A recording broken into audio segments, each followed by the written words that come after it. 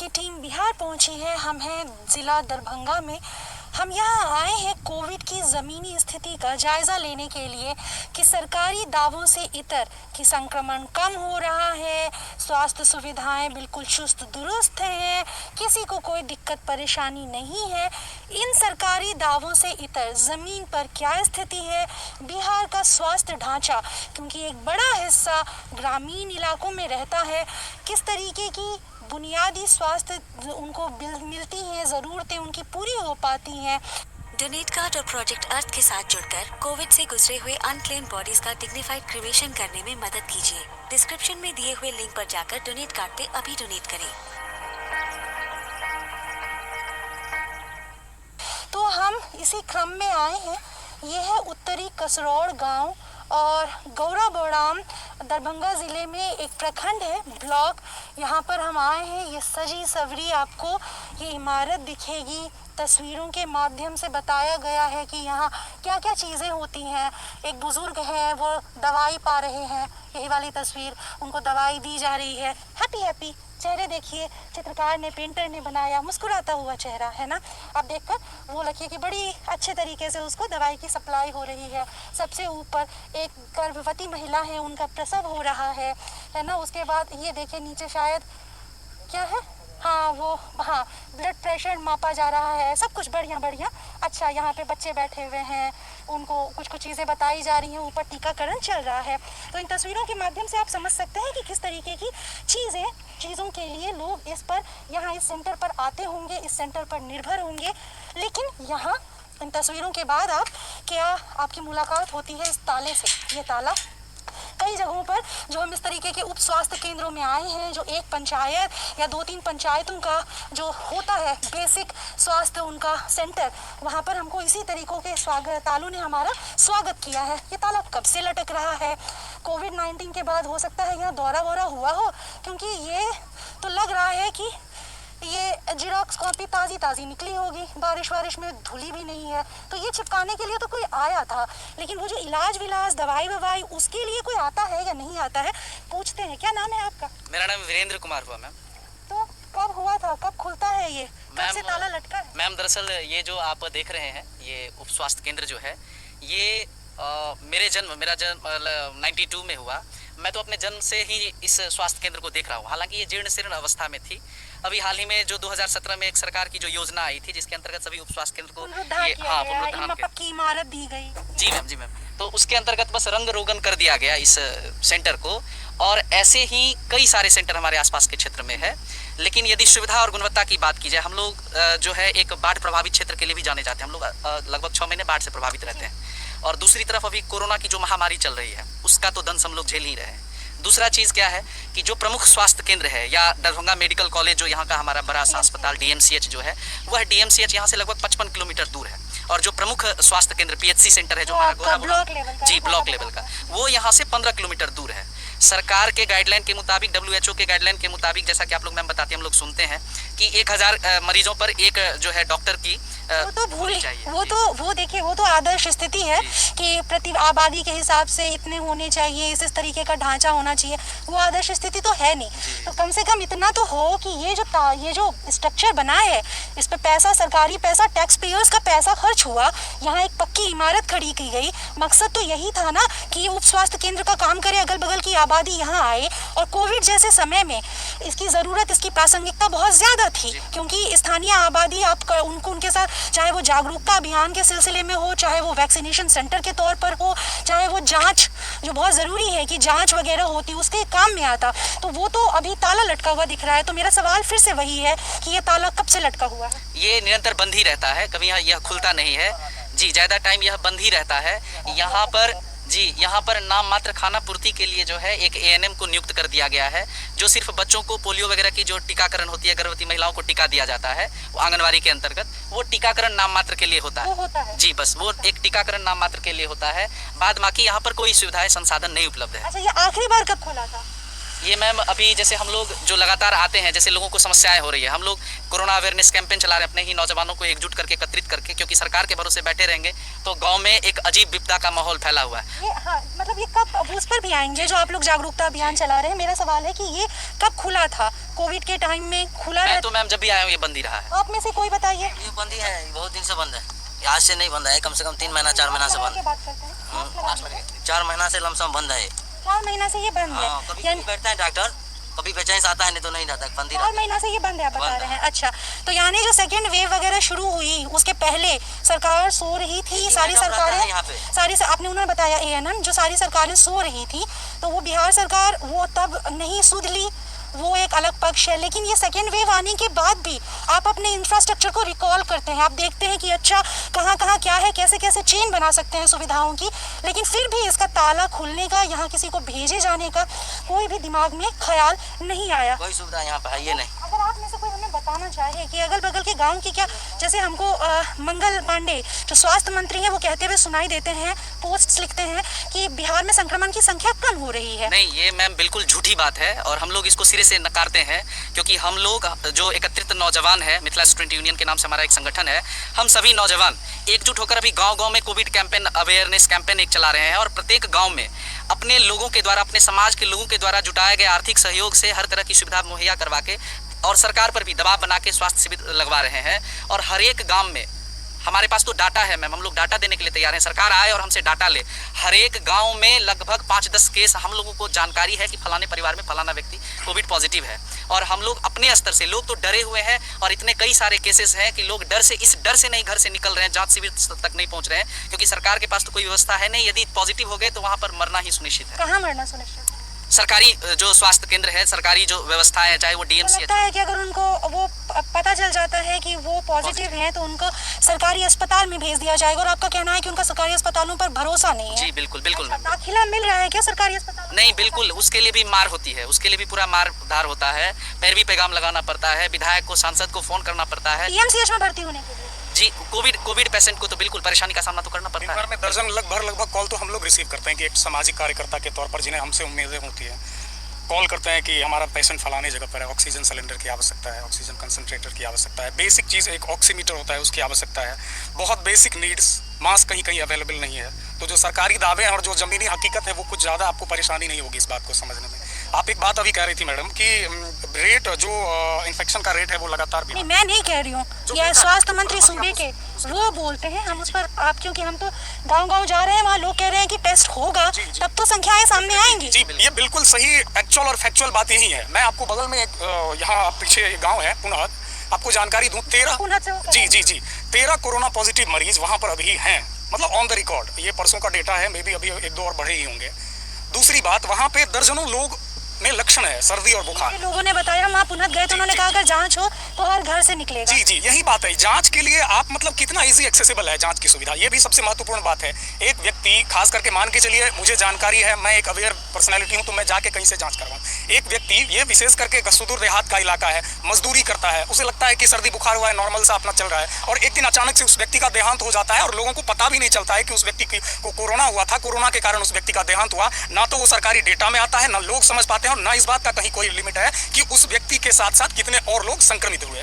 तो जो मंगल पांडे जी बड़े बड़े दावे कर रहे हैं कि संक्रमण का दर घट रहा है और जमीनी सच्चाई है, ये बिल्कुल सामने है और देखने वाली बात है। इसमें कोई बहुत बड़ी बात नहीं है कि कोई मतलब मैं कुछ कह दूं या कोई कुछ कह दे या कोई मतलब आरोप लगाए, ऐसी बात नहीं है। जमीनी सच्चाई यही है कि विशेष करके जांच के लिए कोई एक्सेसिबल सर्विस नहीं है कि आसानी से जो गरीब तबके के लोग हैं, जो मजदूर तबके के लोग हैं, जिनके पास इवन बाइक तक उपलब्ध नहीं है। मैं वैक्सीनेशन के बारे में कहूँ, थोड़ी मोड़ी मैंने देखा है कि कहीं कहीं वैक्सीनेशन की सुविधा हुई है, कुछ मतलब गिनती के जगहों पर वैक्सीनेशन की सुविधा हुई, लेकिन जांच के नाम पर मैंने आज तक कभी नहीं सुना है कि कहीं पे जांच मतलब कैंप लगा के जांच किया गया। इवन इसके रिगार्डिंग मैंने जब पीएचसी प्रभारी से बात किया था तो उन्होंने कहा था कि इसके मतलब लिए फिलहाल हमारे पास कोई फैसिलिटी उपलब्ध नहीं है। तो मतलब वो जांच के लिए उपलब्ध नहीं है, मतलब वो पोर्टेबल की कहीं जाके जांच करें। मोबाइल पर डीएम ने कुछ इस तरीके का लॉन्च तो किया था ना, अभी तक तो तो नजर नहीं आया। डीएम साहब तो बहुत कुछ लॉन्च कर रहे हैं, सरकार के नीति और नियमों में तो बहुत सारी चीजें लॉन्च होती है, कभी वो इस सुदूर गांव वो आपका कहना है कि ऐलान होता है, जमीन पे तो नहीं जी पहुंचता। बिल्कुल। अभी मैं अभी एक तुरंत अभी मैं पिछले 6 घंटे पहले की घटना बता रहा हूँ। मेरे ही गांव का एक नौजवान लड़का है, लगभग 25-26 साल का है। वो कोविड पॉजिटिव हो गया है, गांव में ही संक्रमित हुआ है, ना कहीं बाहर गया है, गांव में ही पॉजिटिव हो गया है। उसने जो है अपने अनुमंडल अस्पताल से जो है जांच करवाया तो कोविड पॉजिटिव आया। 4 दिन हो गए उसके रिपोर्ट के, अभी तक जो है उसके पास कोई भी, उसे सिर्फ इतना लिख कर दे दिया गया कि आप जाइए होम आइसोलेशन में हो जाइएगा, लेकिन उसकी स्थिति अभी ठीक नहीं है और अभी तक उसके पास कोई स्वास्थ्यकर्मी या कोई भी व्यक्ति या कोई भी सरकारी संपर्क उसके पास नहीं पहुंचा है। जब हम लोग वहां पर पहुंचे तो हमें पता चला कि एक ANM जो दूसरे जगह की है, यहाँ की तो हमारे पंचायत का है भी नहीं। आप तो देख रहे हैं कि आपके सामने ताला लटका पड़ा हुआ है। दूसरे जगह का जो नर्सिंग असिस्टेंट है उनको रिपोर्ट किया गया है कि आप अगले 24 घंटे में जाकर उनका रिपोर्ट लीजिए, उनसे सूचना लीजिए क्या समस्या क्या दिक्कत, और अभी तक आप वहाँ पर लोगों कुछ के नहीं जाने पहुंचा। के बाद वो आपका क्या है? जी जी 4 दिन से नहीं हुआ था। मतलब ओवरऑल ये समझिए कि अगर आप सक्षम नहीं हैं, आपको कोरोना हुआ है, अगर आप आर्थिक रूप से सबल नहीं है, अपने इलाज को, एक समुचित इलाज के लिए एक अच्छे अस्पताल को एक्सेस करने में अगर आप सक्षम नहीं हैं, तो आप भगवान भरोसे हैं, यहाँ की व्यवस्था से कोई उम्मीद बिहार में तो ये भी सवाल है ना, हम जब जिन इलाकों में खड़े हैं, आपने कहा कि सबल हैं, सक्षम है, जेब में पैसा है, तो आप अफोर्ड कर सकते हैं अगर, तो यहाँ पे ये भी सवाल है कि अफोर्ड करने वाले भी अस्पताल हैं क्या, अच्छे अस्पताल हैं? नहीं, अस्पताल जो भी हैं उनकी भी क्या व्यवस्था है, उनके पास भी क्या सर्विस अवेलेबल है और उनकी भी क्या लिमिटेशन है, वो भी देखने वाली बात है। मैं कुछ दिन पहले की बात बता रहा हूँ, अभी आपको मेरे सर पे बाल नहीं दिखाई दे रहे होंगे, मेरे चाचा जी का देहांत हो गया था, अभी से लगभग 15-20 दिन पहले की ये बात है, 15-17 दिन पहले की, और उनका मतलब नॉर्मल डेथ हुआ था, तो वो बीमार थे। और मैंने जब इसके रिगार्डिंग एक बहुत बड़े अस्पताल में यहाँ पे जो है दरभंगा जिला में, मैं नाम नहीं लेना चाहूँगा, मैंने जब वहाँ कॉल किया, नहीं प्राइवेट की मैं बात कर रहा हूँ, क्योंकि जब सीवियर कंडीशन होता है उस स्थिति में जो थोड़ा सा भी अफोर्ड कर सकता है वो आदमी सरकारी के बारे में इवन सोचता तक नहीं है, क्योंकि आपको अपनी जान की सुरक्षा सर्वोपरि, आप अपना जमीन बेच देंगे लेकिन आप अपने इलाज को सर्वोच्च प्राथमिकता में रखते हैं। तो हम लोगों ने मतलब मैंने पर्सनली कॉन्टैक्ट किया था, एक बहुत बड़ा अस्पताल है दरभंगा में निजी, और वहाँ से मुझे जवाब मिला कि यहाँ भी बेड अवेलेबल नहीं है सर, और कोरोना के लिए तो खास तौर करके आपको RT-PCR जांच करवाना होगा, फिर उसके बाद यहाँ पे आना होगा, तो मतलब बहुत सारी चीज़ें, वो उनका भी लिमिटेशन है।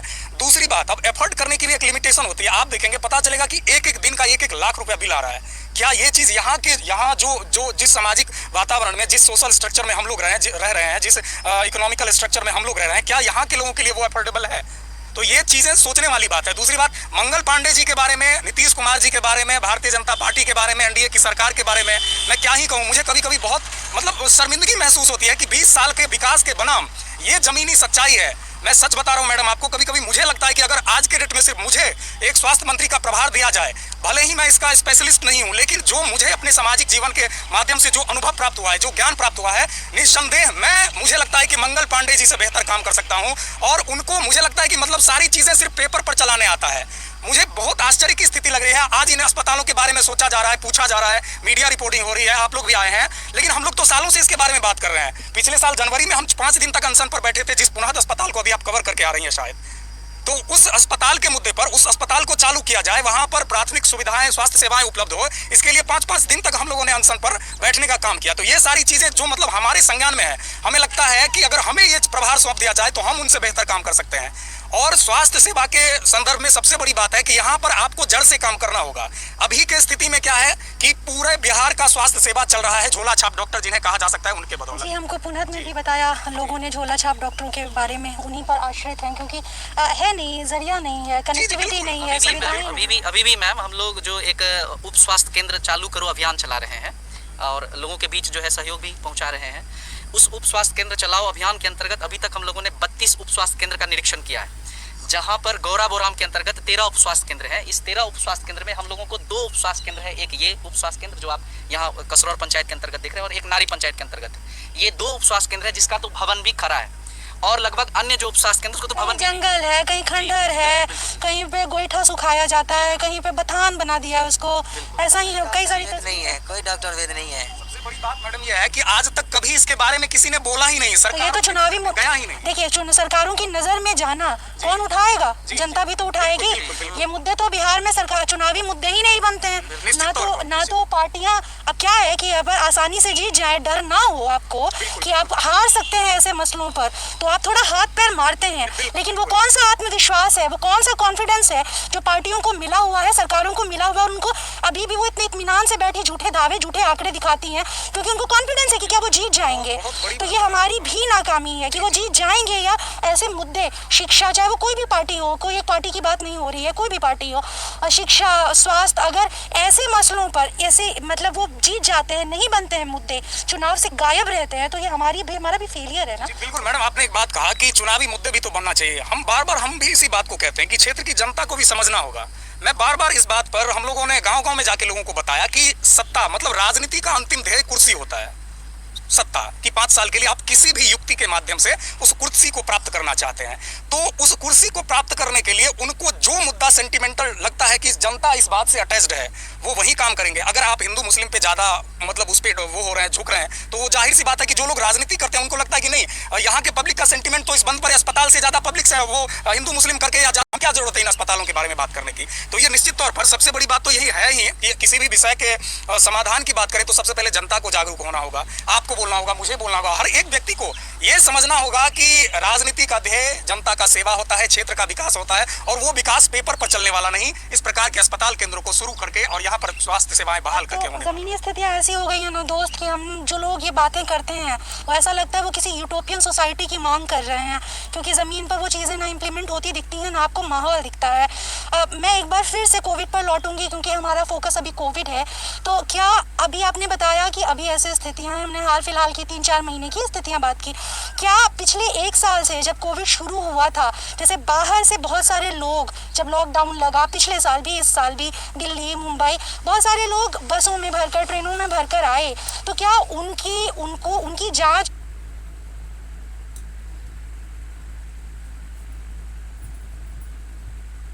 हुई किसी तरीके से कहीं पर, क्योंकि सरकार की तरफ से कहा गया था कि स्टेशनों वगैरह पर, स्टेशंस पर जांच हो रही है, क्या उस तरीके की नहीं, कोई चीज? ऐसी कोई ठोस व्यवस्था नहीं थी। बस नाम मात्र के लिए लोगों को 14 दिन के लिए क्वारंटाइन किया जाता था। यहाँ से हमारे जी स्कूल में, बस स्कूल में ही जो आता था बाहर मुंबई दिल्ली कहीं से भी आता था तो स्कूल में क्वारंटाइन करके रखा जाता था उसको। खाना वाना देते थे? बस वो खाना वाना क्या देगा मैडम जी, वही दाल और चावल देता था, वो भी सड़ा हुआ देता था। क्या खिलाएगा नीतीश कुमार जी सबको, वैसे ही स्कूल में पड़ा हुआ रहता। इस बार हुआ है क्या? पिछले साल तो हुआ था क्वारंटाइन, इस बार ऐसी कोई व्यवस्था नहीं। बड़ी बात है। पिछली बार कुछ ना कुछ व्यवस्था थी, इसमें कोई दो राय नहीं है कि कम से कम लोगों को क्वारंटाइन किया जाता था। 14 दिन के लिए तो रखा भी तो जाता था। 14 दिन तो नहीं, मैं इस बात को काट रहा हूँ। मैंने देखा है कि वो 14 दिन का ऑन पेपर तो रिकॉर्ड कर लेते, क्योंकि अब जितना दिन वो अपने पास रखेंगे उतना दिन उनके पेपर पर मेंटेन होता है कि आज हमने खाना खिलाया, ये किया। यहाँ पे जानकारी मिल रहा था कि 7वें और 8वें दिन उनको छोड़ दिया गया और बाकी 7 दिन का भी सिग्नेचर उनसे करवा लिया गया, ताकि बाकी ऐसा हुआ है? जी बिल्कुल, मेरे सामने में हुआ है। 2 टाइम के दाल और चावल के लिए? जी बिल्कुल ऐसा हुआ है। दर्जनों मामले ऐसे हैं, और मैं मतलब मेरे अपने गांव में कुछ लोग ऐसे हैं। घर पर से जाता था उसका खाना, मैंने उन लोगों घर वाले खाना भेज, घर वाला खाना खाता था, मरीज के जैसा वहाँ खाने की व्यवस्था सही नहीं थी। और ये समझिए कि उसके बाद भी ऐसी स्थिति थी कि 7-7 दिन में फोर्सफुली आदमी को रिलीज किया जाता था कि आप जाइए। सिग्नेचर बाकी 7 दिन के भी ले लिए जाते थे आप लोग का? वो तो जाहिर बात है, क्योंकि ऑन पेपर आप 7 दिन के लिए तो क्वारंटाइन होते नहीं है। क्वारंटाइन का पीरियड 14 दिन है। अगर आपको 7 दिन के बाद रिलीज किया जाता है, मतलब बाकी जो 7 दिन का मेंटेनेंस है उसका जो एक्सपेंस है वो उस पर तो आएगा और उनके जेब में जाएगा। अच्छा, यानी आपका कहना है वो भी करप्शन का बाकी कई मामलों की तरह जिस तरीके से लूटा जा सकता है, पूरा लूट, उन्हें एक नया जरिया मिला लूट का, भ्रष्टाचार का। इस बार तो मतलब कोई व्यवस्था ही नहीं है। आए उतरे गाँव में ले, और फिर उनमें से उसको क्या मुझे ये बता पाएंगे कि क्या जब ये पलायन शुरू हुआ रिवर्स वाला, लोग आने लगे हैं शहरों से, क्या उसके बाद ग्रामीण बिहार की स्थितियां बदली हैं? क्या उसके बाद हाइक जो स्पाइक देखा है हमने कोरोना के मामलों में, क्या ये उसके बाद शुरू हुआ है? कोई लिंक है दोनों चीजों का? नहीं, ऐसा कुछ भी नहीं है मैम। लोग तो बाहर से हताश निराश होकर गांव की ओर पलायन किए हैं। गांव की तरफ उनको दोष नहीं दे रही हूँ, वो बिल्कुल बेशक अपनी रोजी रोटी नहीं है तो क्या, या डरा हुआ है आदमी पिछले बार के अनुभवों की वजह से। मेरा पूछना है कि क्या कई, क्योंकि उनकी जांच नहीं हुई, क्वारंटीन नहीं हुए, वो एक लंबे सफर से आए, कई सारे लोग एक्सपोज्ड थे, तो क्या उसके बाद जब वो अपने गाँव में लौटे तो क्या उन लोगों में भी कई लोग अपने साथ कोरोना लेकर आए? क्योंकि पिछली बार ग्रामीण जो हिस्सा था वो कोरोना से बचा हुआ था एक हद तक। सी बात है मैडम, कोरोना वायरस यहाँ तो डेवलप नहीं हुआ है। कहाँ से शुरू हुआ? पहले मुंबई और दिल्ली में या हैदराबाद में जो बड़े बड़े शहर है वहाँ पर ये डेवलप हुआ। तो ये तो जाहिर सी बात है कि यहाँ के लोगों को, घनश्यामपुर प्रखंड के लोगों को, गौरा बोराम प्रखंड के लोगों को या कसरौर के लोगों को यहाँ पर तो कोरोना है नहीं, था नहीं। कोरोना तो कहीं ना कहीं से आया ही। जाहिर सी बात है कि कोरोना यहाँ पर अगर एक भी व्यक्ति को है तो यहाँ तो डेवलप नहीं हुआ ना। यहाँ के लोग विदेश यात्राएं करते हैं, रेयरली कहीं कोई पूछना है कि क्या आप लोगों को, जी आपकी बात से बिल्कुल इत्तेफाक रख रही हूँ, वही मेरा सवाल है कि क्या वो जो रिवर्स हुआ है उसके बाद से हमको स्पाइक देखने को मिला है? बिल्कुल हुआ है। और ये जो स्थिति है ये उसके बाद की ही है, और आपने कहा ना कि इस बार कोई व्यवस्था है, एक शब्द में समेट के कहें तो ये सिस्टम कोलैप्स कर गया। कहीं कोई व्यवस्था नहीं है, जिसको जहां जाना है जाए, जिसको जहां से आना है आए। सरकार के पास एक बहुत ही साधारण सा हथकंडा है। मैंने कहीं पढ़ा था एक 20 में कि एक लॉकडाउन ही वो हथियार है कि जहां पे जनता को ही सब कुछ करना है, बस सरकार वहां से अपनी जिम्मेदारियों से बस मुक्त हो जाती है। तो उनका तो सबसे आसान तरीका है, लॉकडाउन लगा दो, मस्ती एकदम। उसके बाद फिर पुलिस वाले और जहां तहां के वीडियोस आ रहे हैं, क्या क्या हो रहे हैं वो तो देख ही रहे हैं। गाँव में अभी सबसे आसान तरीका है, धांधली करता है, लूटता है। हम लोग जो अभी फेस कर रहे हैं गांव में अभी ये हाल है कि जब हम लोग जाते हैं लोगों के बीच तो पता चलता है कि फलाने घर में 2 व्यक्ति बुखार से यदि पीड़ित है, तो वो डर से एक तो साझा नहीं करता है कि मुझे बुखार है या मैं बाहर से आया हूँ कहीं गया हुआ था, बिल्कुल साझा नहीं करता। जो कुछ प्राथमिक उपचार लोगों के संज्ञान में है, पूर्वजों के द्वारा जानकारी, तुलसी का पत्ता पी लो, काढ़ा पी लो, ये पी लो, वो पी लो, बांस का पात पी लो, ये सब लोग उपचार करके घर में किसी तरीके से छुपा के चुपके से सोए हुए हैं। जब बहुत ज़्यादा उनको तकलीफ होती है, दिक्कत होती है, तब हम लोग के पास अर्जेंट कॉल आता है, तब हम लोग अपने जन सहयोग के द्वारा उनको सुविधा मुहैया करवाने का प्रयास। तो प्रत्येक गांव में इन चुनौतियों जी हम कितना कर सकते हैं? हम रिप्लेस नहीं कर सकते सरकारों को, उनके दायित्व का हम तो हम देख रहे हैं उत्तरी जो बिहार है, बिहार के जो ग्रामीण इलाके हैं वहाँ की कैसे स्थितियाँ हैं। शहरों के बारे में फिर भी बात हो जाती है, शहरों पर फिर भी फोकस चला जाता है, ग्रामीण भारत छूट जाता है, इसकी बातें कम हो पाती हैं।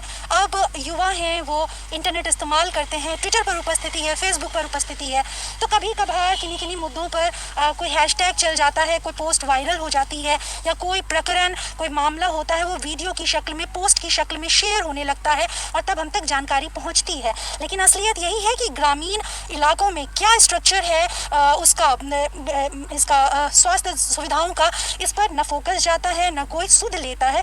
और आपको पता है अभी तो हम कोविड के टाइम में है ना, ये जिस इलाके में हम खड़े हैं ये जलमग्न इलाका है, ये 6 से 7 महीने तक बाढ़ में रहता है, पानी में रहता है भरा हुआ। ऐसे इलाकों में सांप दंश जो होता है, सांप काटे जाने के बहुत मामले होते हैं। और अभी जैसे जैसे पानी बढ़ना शुरू होगा ना, तो वो बिलों में पानी जाता है सांप के, तो सांप और ऊपर आने लगता है, तो वो सर्पदंश के मामले जून के आखिर से जुलाई, अगस्त, सितंबर इन सब में बढ़ने लगते हैं। जहाँ तक ताजा घटना जी बताना चाहेंगे मीडिया के माध्यम से, ये जो उप स्वास्थ्य केंद्र है, इस उप स्वास्थ्य केंद्र से ठीक 200 मीटर की दूरी में वो जो सामने मंदिर आप देख रहे हैं, उस मंदिर में दुर्गा पूजा के कुछ दिन बाद की यह घटना है। बाढ़ आया हुआ था, बाढ़ प्रभावित यह क्षेत्र है, जानते ही हैं।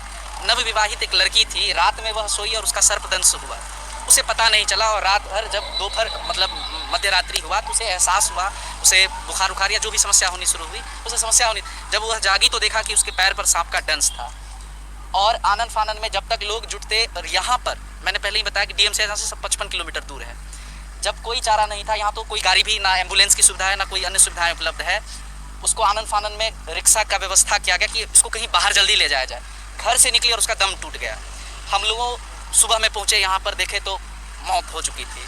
और उसी दरमियान मैं दुर्गा पूजा के आसपास की घटना की जिक्र कर रहा हूँ, यहाँ इस 2 किलोमीटर के अंदर में लगभग उस समय 7 सर्पदंश से मौतें हुई थी, जिसके हम लोग खुद गवाह। तो आप सुन रहे हैं, एक छोटे से इलाके का सैंपल देखिए जहाँ पर सांप काटे जाने से इतनी मौतें होती हैं, उन्हें बचाया जा सकता था अगर एक वहाँ पर कोई होता, जैसे ये उप स्वास्थ्य केंद्र ये अपना काम कर रहा होता, यहाँ पर एंटीवेनम दवाएं उपलब्ध होती, सुविधाएं होती, कोई रात बिरात आ सकता है। सरकारें पॉलिसी बनाते वक्त इलाकों की ज़रूरतों को, लोगों की ज़रूरतों को, उसकी भौगोलिक स्थितियों को, नुकसान को, खतरों को, जोखिमों को थोड़ा सा भी अगर दिमाग में सोच पाती होती तो यहाँ ये उप स्वास्थ्य केंद्र काम कर रहा होता, यहाँ पर कोई होता, एंटीवेनम दवाइयाँ होती, वहाँ उस मंदिर पर उस लड़की को जिसकी नई शादी हुई थी उसको सांप काटता, उसको तुरंत यहाँ पर ले आया जा सकता था, वो 5 मिनट 10 मिनट के भीतर यहाँ पहुँचाई जा सकती थी और उसकी जान बच सकती थी। लेकिन वो नहीं बची।